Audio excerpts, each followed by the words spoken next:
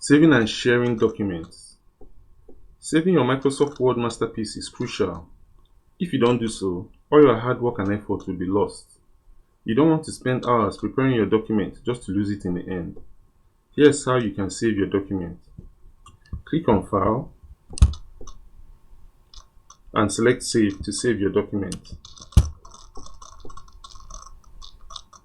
Browse to the location you want to save the document.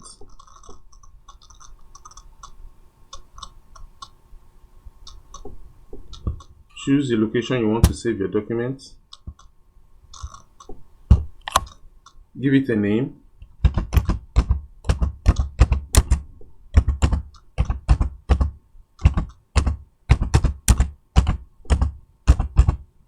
And click Save. Your document will be saved in the new location with the name you've just given.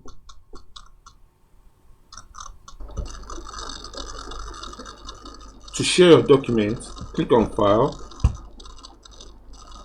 and select Share. From here, you have the options to share with people, send it as an email, present it online, or post to a blog. You can even save it to the cloud if you want.